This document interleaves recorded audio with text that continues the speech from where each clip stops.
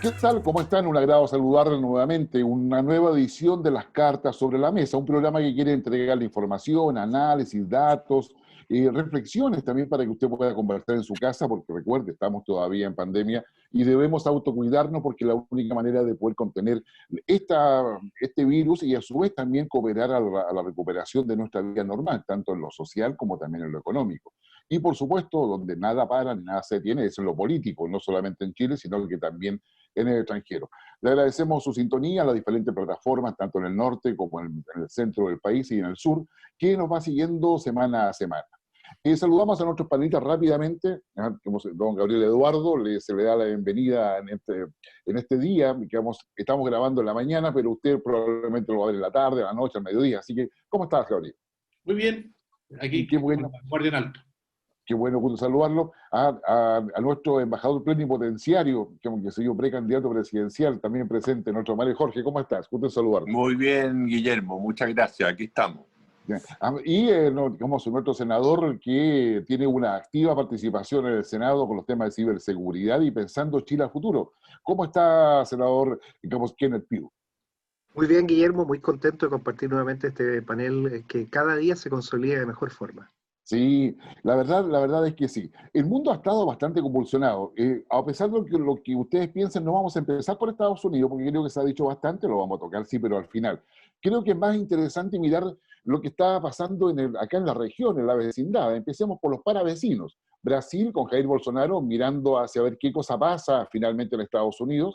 Recordemos que él tenía una relación con Trump bastante cercana. Biden ya ha dicho que la Amazonía le importa. A Bolsonaro está con serias dudas respecto a lo que eso significa o lo que va a implicar para ello. Está el tema de China en su relación con Brasil.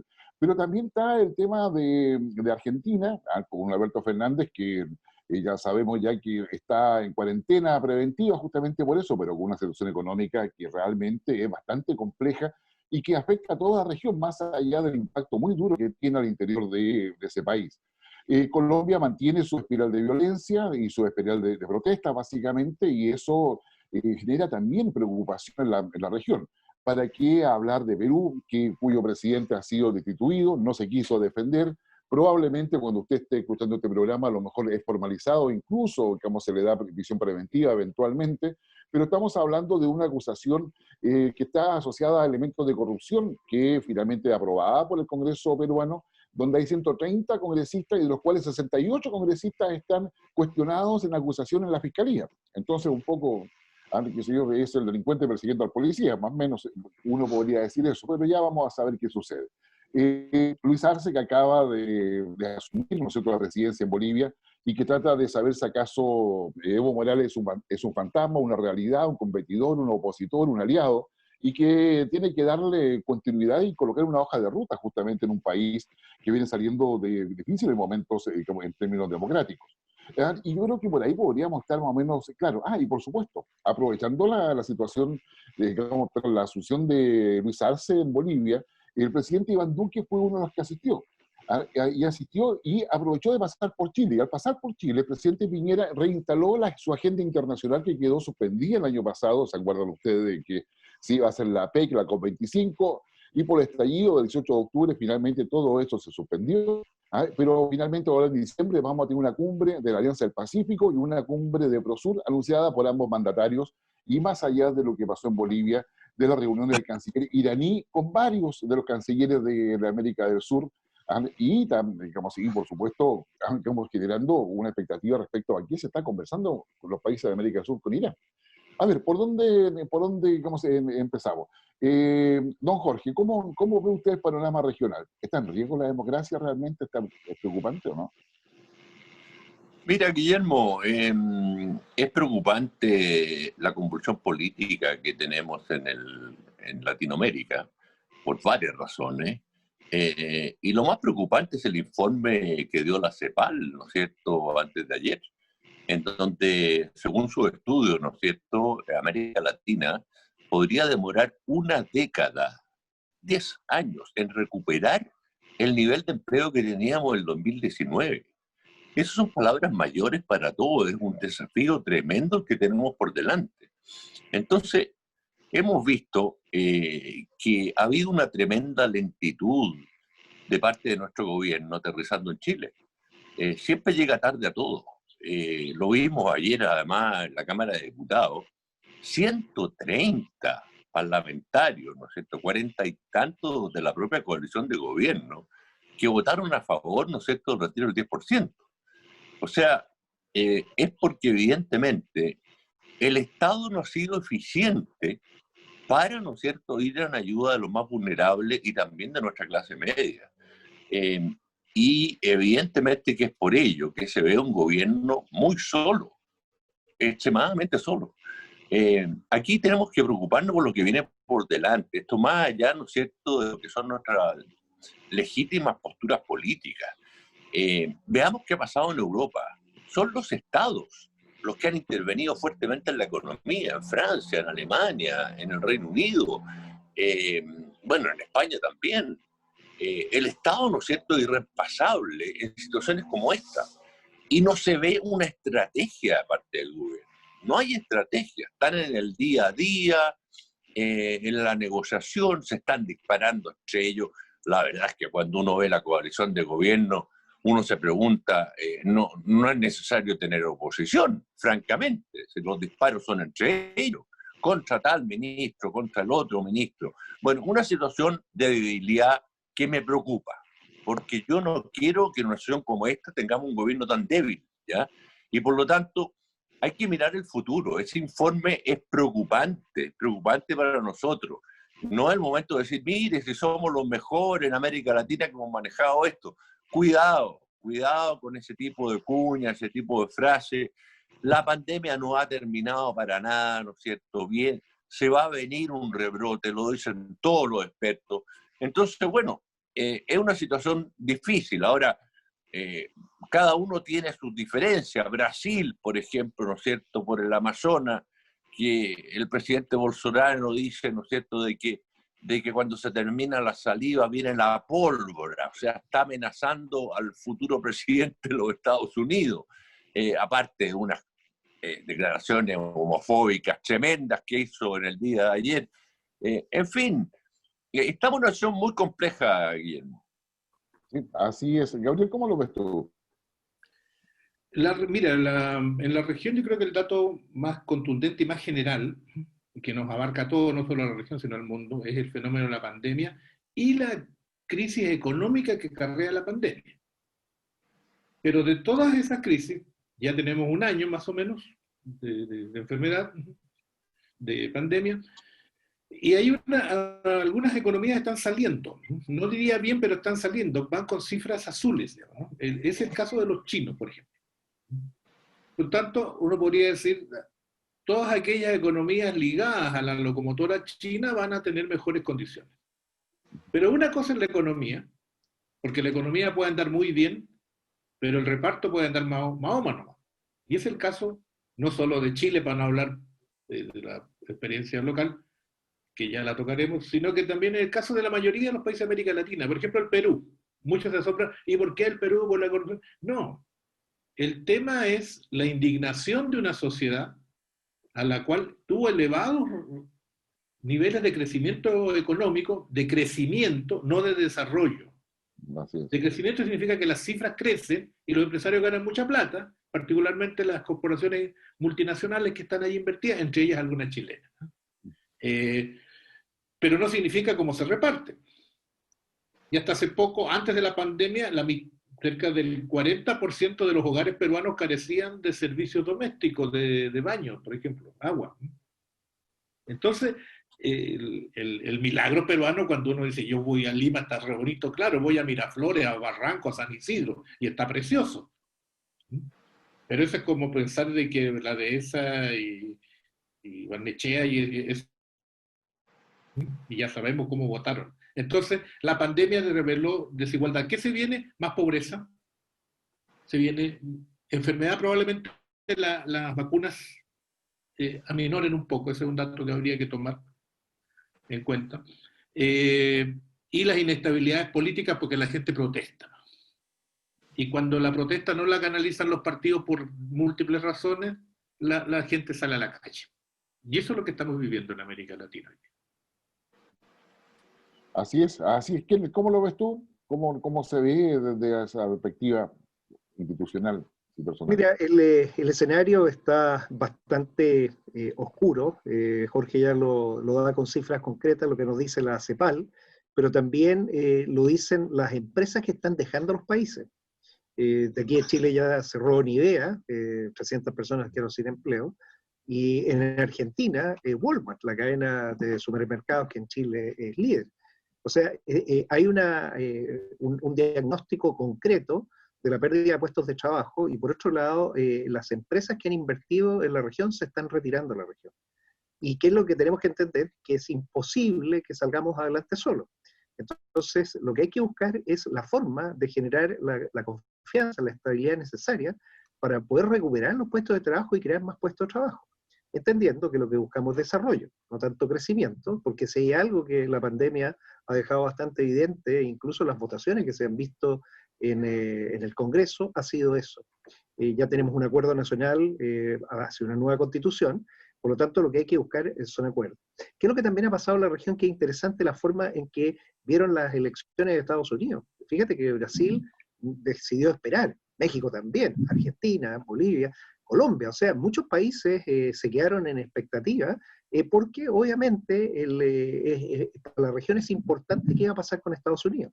Pero sin lugar a dudas, tuvimos ayer la presentación del informe económico que presenta el Banco Central a la Comisión de Hacienda, yo estaba participando en el Senado, los indicadores de China son bastante promisorios. China va a seguir creciendo. Y eso, para el caso nuestro, es fundamental. Y ahí tenemos que entender que nuestra relación con China tiene que ser especial, distinta y ojalá atractiva. Atractiva para atraer más empresas. En medio de la pandemia, la empresa eléctrica más grande del mundo, State Grid, que es una empresa del Estado chino, decidió invertir en Chile y compró Chilquinta, que es nada menos que la distribuidora eléctrica de la región de Valparaíso. Entonces tenemos que entender que si buscamos estabilidad y logramos atraer capitales, vamos a poder mantener los empleos, que es fundamental, y crecer en los empleos. Pero si no, vamos a entrar en una crisis económica brutal, donde obviamente la cara que menos gusta es la cara de la protesta social, pero por una crisis económica gigantesca. Ya tuvimos una crisis social por lo social, pero si a eso se le agrega el problema económico, eso puede ser desastroso. Creo que sí yo concluiría es que, a pesar de todo, el mejor indicador de cómo está nuestra economía en cuanto a las expectativas no es de los economistas que miran a futuro, es de los migrantes y los refugiados, que miran a Chile. O sea, no se quieren quedar en Perú porque dicen, no, Perú aquí no me va a dar nada. No se quieren ir a Argentina, bueno, se quieren venir a Chile. Entonces, eso que demuestra que lo que tenemos en la región incluso es valorado por los que menos tienen. Tenemos que cuidar lo que tenemos que ser capaces de lograr estabilidad, pero fundamental, atraer inversión y crear nuevos empleos. Yo creo que ese es el gran desafío que tenemos que tener todos en la región ahora. Sí, no, sin lugar a duda, y en ese esquema pareciera ser que vamos a tener no solamente más protestas, sino que mayores movilizaciones y mayor cuestionamiento al establishment, entendiendo como establishment aquellos que tienen hoy día el poder y la capacidad de tomar decisiones en el ámbito político, económico y financiero. Yo creo que hay mucha expectativa a ese respecto. Pasa lo mismo en Estados Unidos, Gabriel, con esta suerte, ¿cómo ya podríamos llamar? De paréntesis, interludio, digamos, el camino a la inestabilidad, al cuestionamiento democrático de ese país. Bueno, yo diría que, a ver, para despersonalizar, porque yo soy más estructuralista, ¿no? Entonces, muchos dicen toda la culpa a Trump, y que Trump, no. Trump expresa a un amplio sector de la sociedad americana que piensa como él, que Estados Unidos ha sido muy generoso en su apertura comercial, de que Estados Unidos ha sido muy generoso financiándole la defensa a los alemanes, a los europeos, a los coreanos, etc. ¿Y por qué entonces ellos tienen déficit? Porque tienen que gastar todo y más encima si los inundan de artículos extranjeros y ya que provocan desempleo a los trabajadores americanos, y además de eso llegan los migrantes que traen droga y violencia. No es cierto, no es una caricatura, pero eso lo sienten mucho y Trump le ha dado un liderato a eso, le ha dado una voz. Yo diría una voz además disruptiva, a ratos groseras, digamos, derechamente. Y hoy día está ejerciendo el derecho a pataleo y va a mandar hasta el último día a su gobierno haciendo cosas muy disruptivas, por ejemplo, destituir al secretario del Pentágono y a muchos otros altos funcionarios, gobernar una diplomacia por Twitter. Cada vez me imagino yo todos vamos a ver la fortaleza de la institucionalidad americana. Va a ser una transición a patadas, desgraciadamente. No va a ser aquí las reglas de Chatham House ni las reglas cívicas normales, ¿cierto?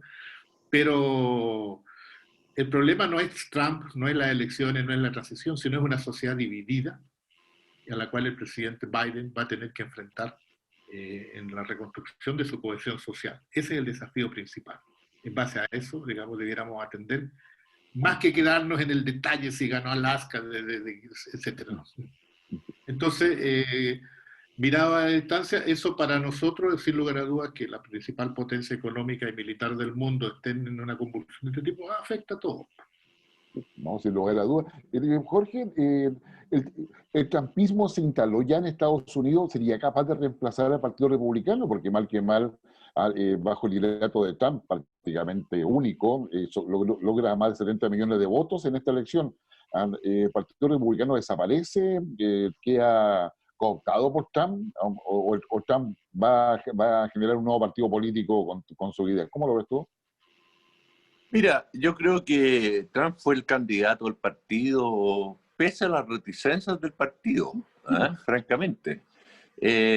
Bueno, como decía Gabriel, o sea, existe un sector importante de la sociedad en Estados Unidos que piensa como Trump, ya el America First, etcétera, muy extendido en zonas rurales, etcétera.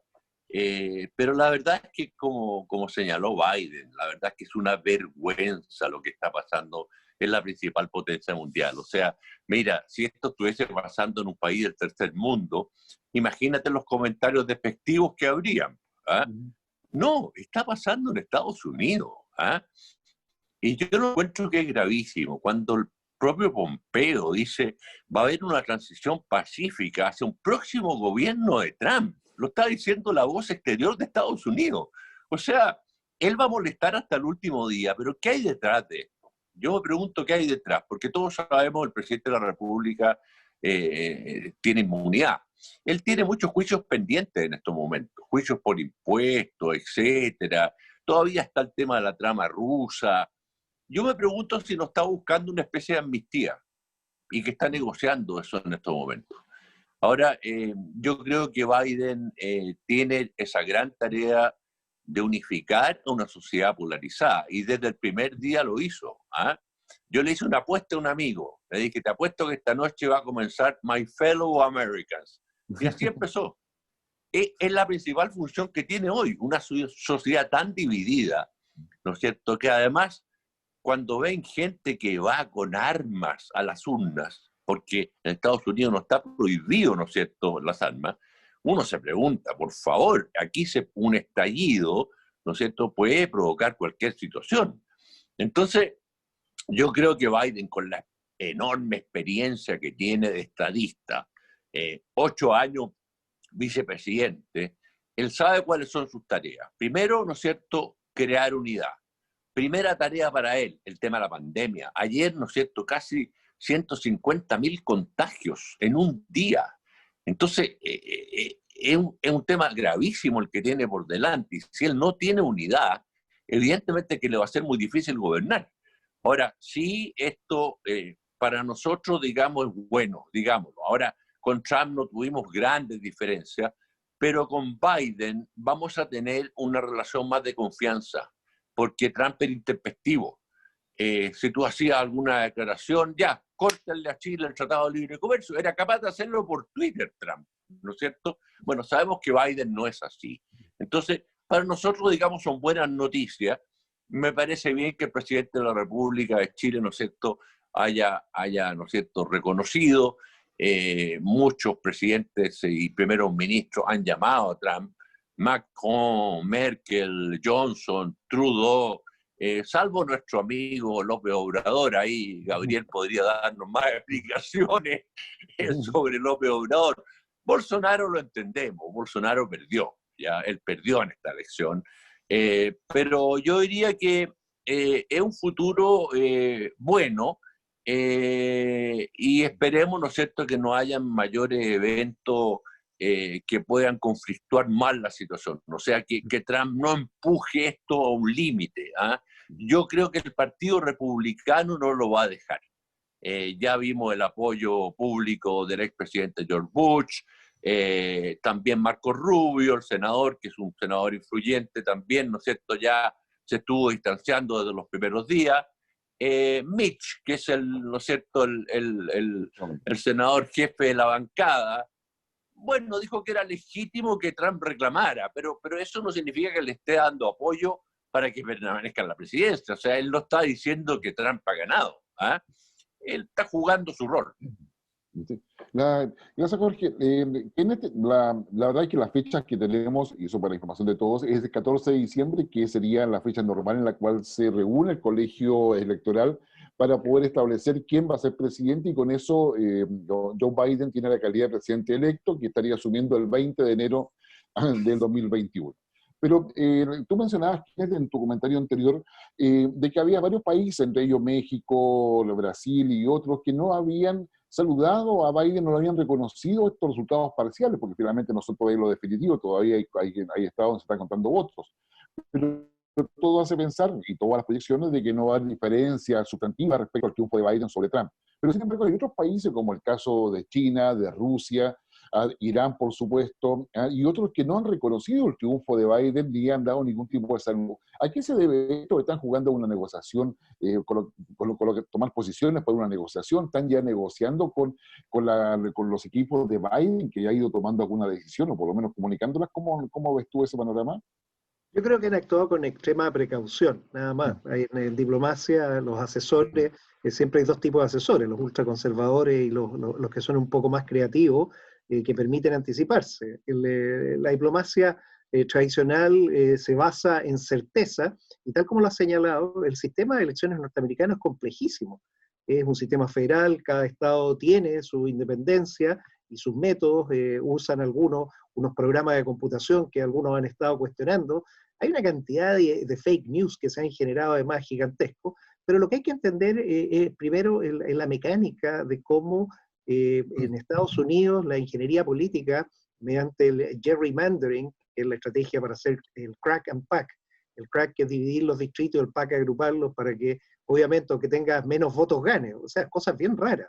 Pero se da una situación bien particular, si no logran los 270 representantes, que podría ocurrir también, ¿no? Ese es un escenario, o sea, que no haya ni siquiera una victoria, entramos en un proceso más complejo. Lo bueno es que votó mucha gente, entonces el proceso tiene mucha legitimidad, y lo segundo, hay que dejar que las institucionalidades funcionen. Básicamente lo que tú dices muy bien de la fecha en diciembre, pero después tiene que ser aprobado por el Congreso el día 6 de enero, y el día 20 ya asume el presidente. ¿A dónde viene mi análisis? Que yo creo que lo que hizo Chile estuvo totalmente alineado, que fue el presidente llamando al presidente electo Biden, con lo que hizo, por ejemplo, Canadá. Canadá fue el primer país, su vecino, en decir, lo reconozco. Inmediatamente Europa, completa, incluido Boris Johnson, que podríamos decir. Entonces se da como una suerte de una confianza en la institucionalidad a la primera, vale decir, de no buscar los resquicios, las fórmulas raras, porque es lo que se ha venido acostumbrando. O sea, la prudencia extrema que podría haber sido, mire, esperemos a que las instituciones resuelvan esto, a decir, mire, normalmente esto se desarrolla bien, se confía en el sistema democrático, y por eso la decisión que se tomó es la más adecuada y la que yo felicito. China y Rusia, obviamente, no van como son actores importantísimos, no van a entrar en este juego. Entonces, ahí es donde entra lo prudente del esperar a que esto se resuelva para ver en ese minuto qué es lo que va a ocurrir. Sin lugar a dudas, China apuesta por una relación mucho más abierta con Biden, en temas especialmente tecnológicos, más aún con la decisión china de tener independencia tecnológica total. Y eso significa producir sus propios semiconductores y no depender de nada del mercado mundial, que tampoco es bueno, porque queremos que ojalá exista bastante oferta y todos puedan participar. Entonces pasamos por momentos de turbulencias que llevaron a decisiones estratégicas que tienen dos caminos. O los países autárquicos se dedican a desarrollar sus propios sistemas para ellos mismos, o nos abrimos y podemos todos colaborar y participar en el desarrollo.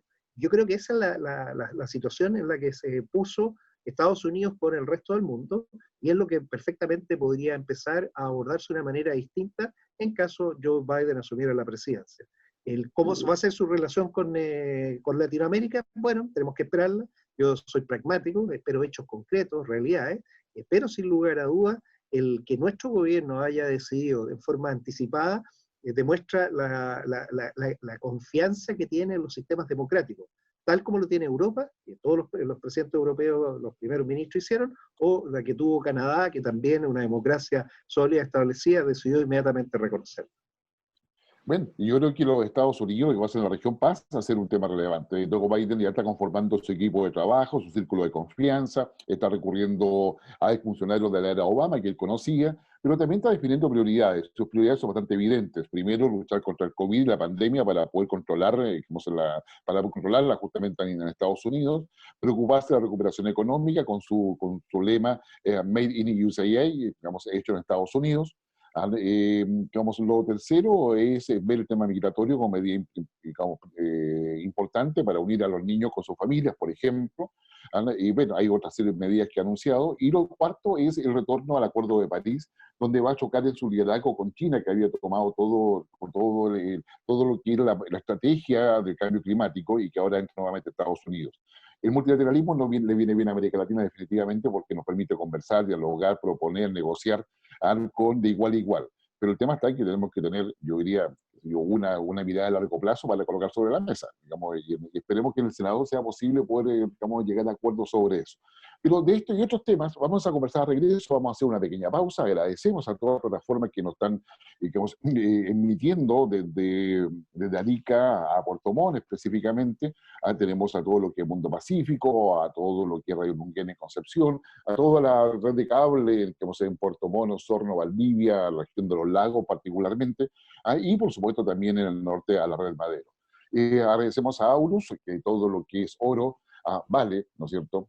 Digamos, el tiempo es oro. Yo diría que en este tiempo, en este momento, el oro usted lo puede adquirir por monedas de distintos valores, pero es una gran inversión. Y si se está preparando para viajar, no se olvide toto.cl, maleta y todos los elementos que usted requiera para viajar, para subirse al avión, pasarlo bien y ir con poco equipaje, pero así bien ordenadito, toto.cl, ahí puede encontrar todo lo que necesita. Vamos a una pequeña pausa y regresamos con la actualidad nacional.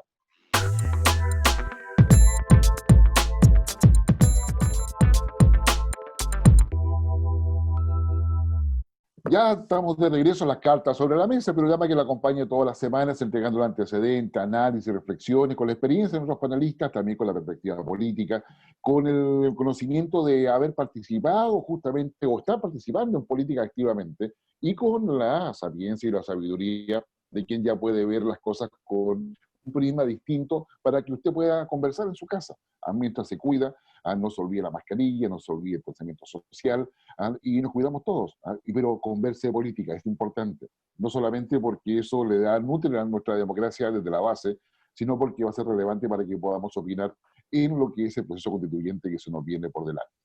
Pero hoy día estamos en pandemia, y una pandemia que al gobierno le ha dado una derrota política no menor en el Congreso al aprobarse ya en distintas instancias el segundo retiro del 10% de las pensiones, cosa que nuevamente ha sacado argumentos respecto a que la economía se va a colapsar, y lo cual enfrenta en la práctica, más allá de que sea verdadero o no, un tema de credibilidad y confianza respecto a esas declaraciones en virtud de lo que pasó anteriormente. Pero también el gobierno intenta manejar la agenda. Tiene también el problema de la Araucanía, donde se va a designar una responsable con comunicación directa con la presidencia. Recordemos, bueno, tenemos una experiencia con la ciberseguridad en su minuto también, que pasó lo mismo y finalmente eso se diluyó sin mayor resultados en la práctica. Entonces, hay varios temas. Tenemos una oposición y los partidos políticos en general preparándose para este periplo electoral que empieza con las primarias ahora en noviembre, luego sigue con la inscripción de los convencionales en enero, y donde vamos a tener elecciones territoriales, o sea, vale decir gobernadores, concejales y alcaldes, y además convencionales. ¿Será posible separar ambas cosas en términos de campaña, financiamiento, discurso, etcétera? Empecemos por el 10%. ¿Cómo se ve eso en el Congreso, Kenneth? ¿Cómo se ha visto ese debate? Bueno, mira, este es un debate que efectivamente es el más importante de la agenda nacional, porque las personas necesitan liquidez. Este es un tema de liquidez. La pandemia lo que ha generado ha sido congelar la economía, y al congelar la economía no hay mercado, y obviamente las personas necesitan liquidez. Dado que el Estado no es capaz de concurrir de forma directa a apoyar, ellos están viendo, y esta es la desesperación, esto es lo que todo el mundo pide, de poder hacer uso de lo que tienen, sus ahorros de vida, el ahorro previsional. Pero eso obviamente afecta ya en una segunda oportunidad, afecta mucho más seriamente. Y ahí viene el por qué, desde la bancada de Renovación Nacional, lo puedes ver ya en los medios, el jefe de bancada, el senador Rodrigo Galilea, ha dicho que él está abierto a estudiar el proyecto y, de ser necesario, incorporar indicaciones para que se limite el empleo de esos recursos a aquellos que realmente lo necesitan. ¿Y por qué? Porque efectivamente hay gente, ya se tiene la estadística, algunos podrán incluso objetar la forma en que se pidió la información, que el retiro, incluso en el primer retiro, más del 43% de las personas que retiró no fue algo directo en apoyo a su situación económica que estaba viviendo. Entonces, en una segunda oportunidad, en donde ya no hay gente que va a estar pudiendo sacar, que es lo primero, tenemos que hacernos cargo de 1,5 millones de personas que salieron del sistema de AFP, que no tienen recursos, a los que vayan a sacar sea para aquellas cosas específicas. Esto se va a debatir bastante. Tuvimos una presentación también del Banco Central donde se dieron los efectos que puede generar esto, y ese efecto país es el que tenemos que resguardar. Entonces, entendiendo que hay personas que necesitan los dineros, los recursos, una forma que también se ha visto que es efectiva es de aquellos recursos previsionales. Sin embargo, tenemos que ver que sea exclusivamente para aquellos que lo requieran, porque si no se va a distorsionar. ¿Qué viene entonces? ¿Qué es justicia? Hay que dar a cada uno lo que merece. Ley pareja, que no es dura, dicen, sí, pero es la más injusta de todas, porque probablemente se beneficien personas que van a ser incluso para efectos tributarios, o sea, para rebajar sus tributos, buscando mecanismos como, por ejemplo, podría ser el tema de la PB.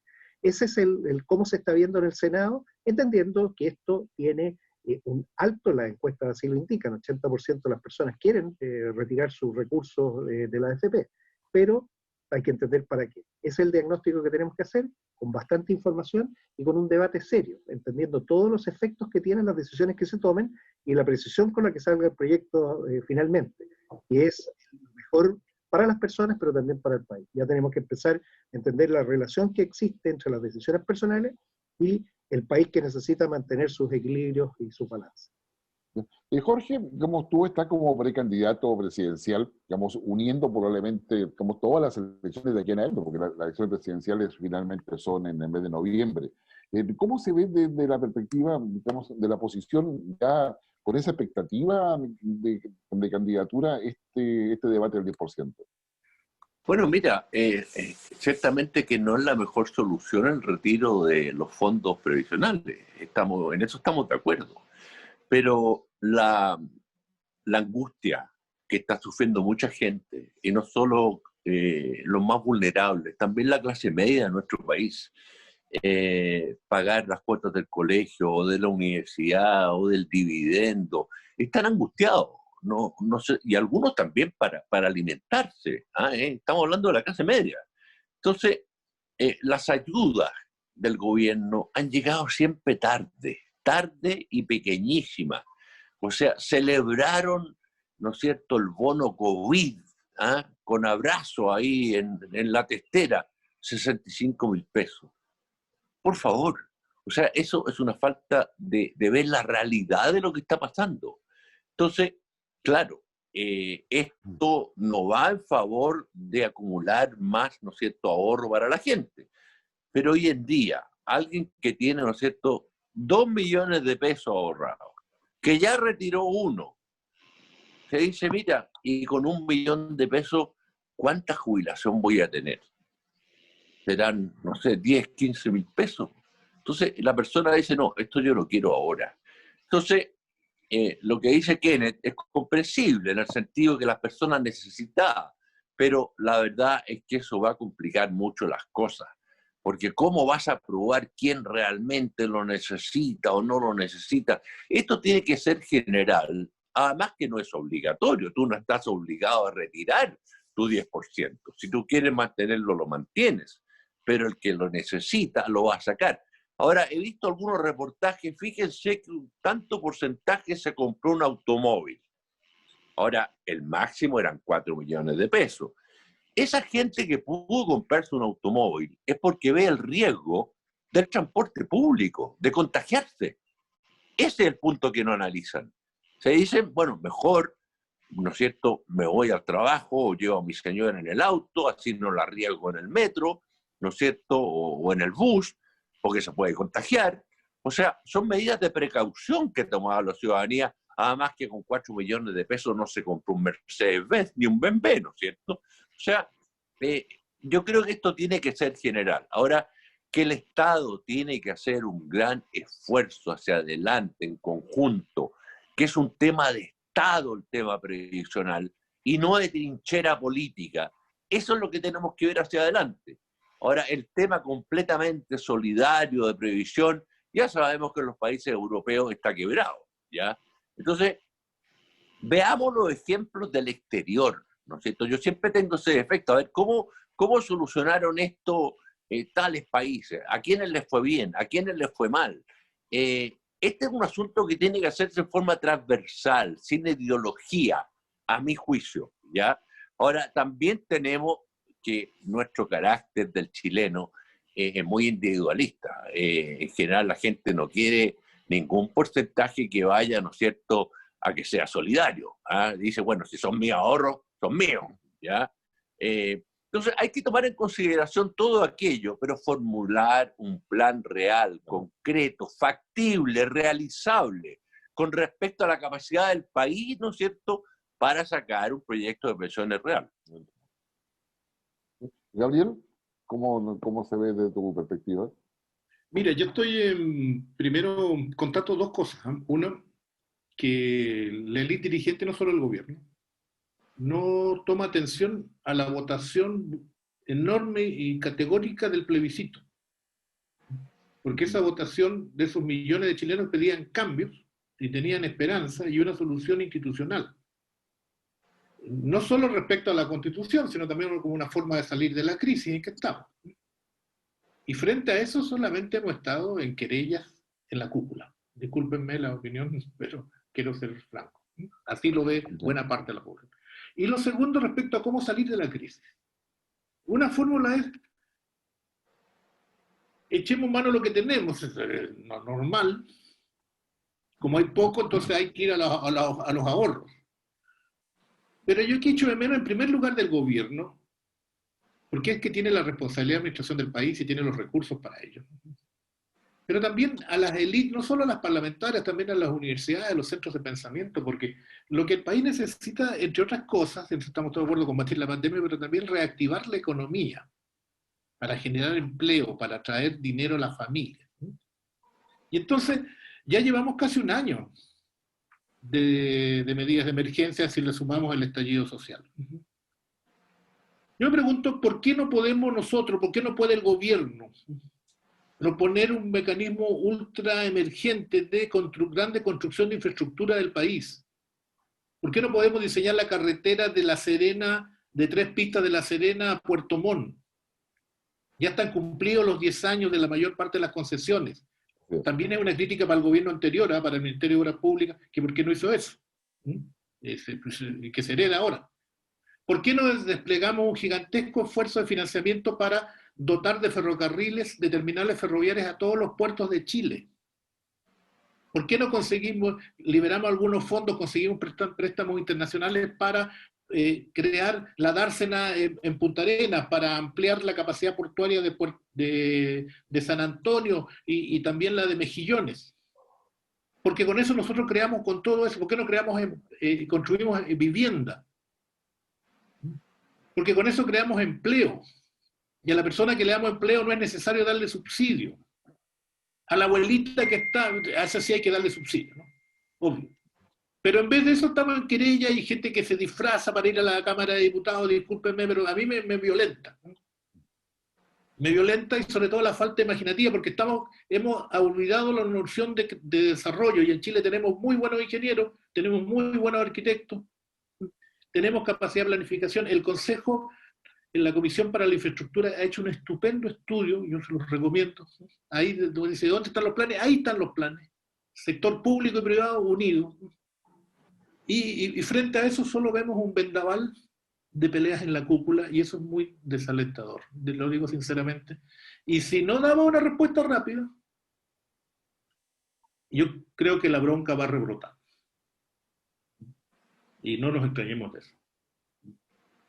Sí, o sea, yo creo que, Gabriel, que tú estás colocando un tema que es central, es decir, o nos jugamos ahora por una hoja de ruta a largo plazo, como lo hacen todos los países, o sea, la inversión en infraestructura es la mejor forma de salir de las crisis, porque finalmente tienes planes concretos para pedir inversiones. Hoy día, por ejemplo, digamos, un tema relevante es que en nuestra relación con Estados Unidos, según yo lo veo por lo menos, hay dos prioridades. Uno, que Estados Unidos, las empresas estadounidenses mantengan su inversión en Chile, y lo segundo, que la aumenten. Es decir, mientras mantenemos nuestra relación comercial con China. Bueno, y sucede que cuando la gente invierte, cuando hay planes concretos, cuando hay certeza respecto a lo que se quiere hacer, e infraestructura siempre es un buen negocio. ¿Será que el Estado no quiere involucrarse y deberíamos seguir con las concesiones? ¿Cómo lo ves tú, Kenneth? Yo sé Mira, yo creo, tal como muy bien lo ha dicho Gabriel, que el secreto es una alianza público-privada virtuosa, donde efectivamente existan reglas claras y se controle lo que sea dispuesto. O sea, ¿dónde fallamos? En que la ciudadanía percibe que las reglas no están tan claras y que nadie controla. Y aquí yo quiero poner, y después lo podemos trabajar quizás en una próxima de las reuniones, el tema de la corrupción. Tenemos que erradicar todo, si hay algo de lo que el país tiene que salir, es sacar el tema de la corrupción. Porque después se instala sobre eso cosas que no son deseadas. El crimen organizado, y una de ellas el narcotráfico. Si hay algo que a mí me preocupa, es cómo el narcotráfico, en ausencia del Estado y de las policías, que han sido disminuidas, han sido dispersadas, está avanzando. Y eso no es bueno, porque eso está dañando a las poblaciones. Si en todas las poblaciones uno pregunta, uno se da su vuelta, oye, ¿por qué ese auto tan...? No, es que ese es el narco. O sea, en todas las poblaciones hay un narco ya.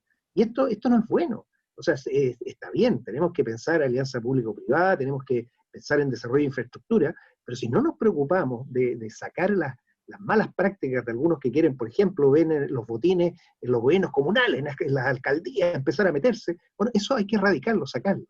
Si es así, vamos a poder hacer exactamente lo que se está viendo. Yo soy un convencido que es el Estado que tiene toda esa capacidad del plan estratégico nacional, del largo plazo, de generar estas instancias. Mira, Jorge Soria, todas las sesiones nos está hablando del tema de los puertos, profundizarlo, los corredores bioceánicos. Uno lo habla con cualquiera, o están los temas de las telecomunicaciones, llegar con fibra óptica a los lugares, o el tema ferroviario, si no puede ser que nuestros túneles no permitan el doble stack. Los túneles ferroviarios son tan bajitos que no permiten que dos contenedores vayan uno arriba del otro. Entonces, este tema ferroviario, incluso para las líneas actuales, tiene que ser modificado y tiene que ser ampliado. Eso es pensar en grande, y así logramos atraer inversión. ¿Podemos lograr estabilidad social? Se la podemos lograr. ¿Para qué? Para atraer capitales y con esos capitales ser capaces de seguir desarrollando el país. Si no, no hay fórmula de salida. Nos vamos a quedar en lo mismo y vamos a quedarnos en estas peleas trincheras donde es agenda personal y no hay agenda nacional. Yo lo que busco es que ojalá tengamos más agenda nacional, más de estos acuerdos que son los que necesitamos ahora más que nunca, Guillermo. Sí. Jorge, ¿cómo se construyen estos acuerdos? Tú has estado en el escenario partidista por muchos años. ¿Es posible construir hoy día en Chile un acuerdo pensando que tenemos elecciones, una convención constituyente, pero donde es evidente que para salir de la pandemia tú requieres algo de más largo plazo, un compromiso mucho mayor? ¿Es posible construirlo los partidos hoy día bueno, les cuento, hay 37 partidos, de los cuales 27 están ya institucionalizados y hay 10 en formación? Como ese es nuestro panorama así, digamos, según el CERVEL. ¿Cómo lo ves tú, Jorge? Mira, lo veo difícil. Lo veo muy difícil por la situación que vive el país,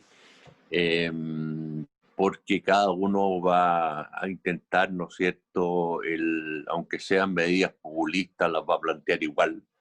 Tenemos ya varios varios que son muy populistas en sus formas, ¿no es cierto?, de actuar viendo las próximas elecciones, ¿no es cierto?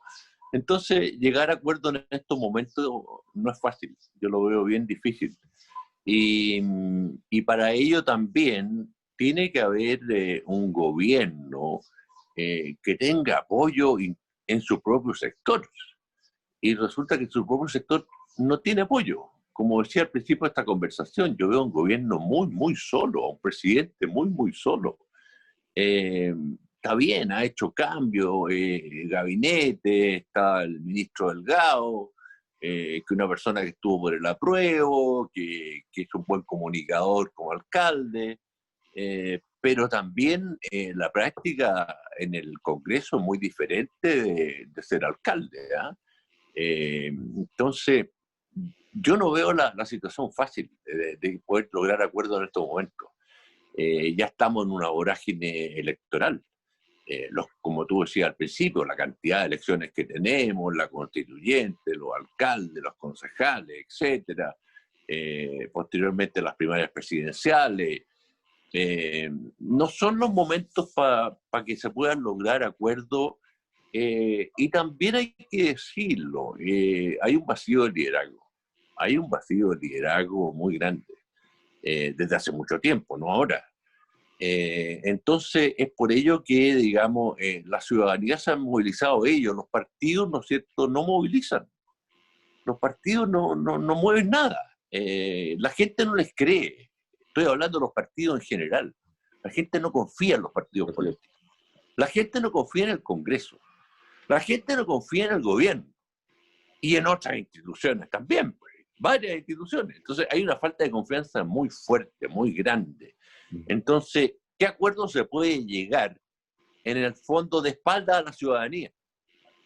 Entonces, tendrán que haber todas las elecciones, y una vez pasadas las elecciones, elegidas las autoridades, ahí se puede conversar, ¿no es cierto?, de acuerdos país, de acuerdos en general. Porque cuando hablamos de las pensiones, si se van a pensionar la gente que piensa a la izquierda, a la derecha, al centro, no tiene ninguna diferencia. Todos van a ser pensionados. Por lo tanto, todos están involucrados. Consecuencia, es bueno llegar a acuerdos que realmente la gente sienta que se hizo un esfuerzo, que el Estado hizo un esfuerzo para poder lograr, ¿no es cierto?, una mejor calidad de vida. Perfecto. Gabriel, antes que te vaya, yo sé que tienes un compromiso pronto.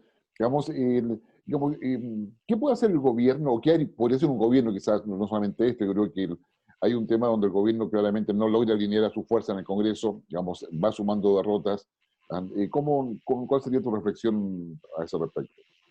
Yo creo muy sencilla, creo que los gobernantes, todos en general, digamos, tienen que asumir la realidad. Y la realidad, por ejemplo, es que este es un gobierno que te está terminando.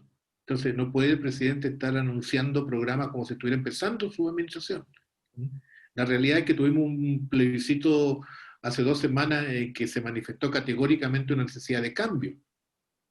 Y el presidente, por ejemplo, va a la Araucanía y repite lo mismo que hizo, o sea, dice que va a crear un delegado. La verdad es que existía un delegado, renunció. Además, parece que no tenía mucha conocimiento para el tema, en fin, todo indica que fue una acción comunicacional para quedar en la buena con uno de sus partidos díscolos, con Evópolis, que había puesto esta condición. En definitiva, el gobierno no tiene ninguna culpa de la pandemia. Esa llegó, le pegó a todo el planeta. Pero sí tiene toda la responsabilidad de cómo se administra. Y además de colocarla en el contexto. Los partidos, las élites políticas, las élites intelectuales, las élites empresariales, también tienen que asumir que el país está en la crisis más grave de la última década.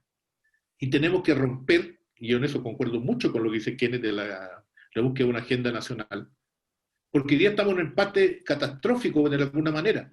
La mayoría de los actores políticos no pueden imponer su proyecto, pero todos pueden bloquear el de los otros. Y entre medio tenemos una población que está cada día más carenciada y que necesita apoyo.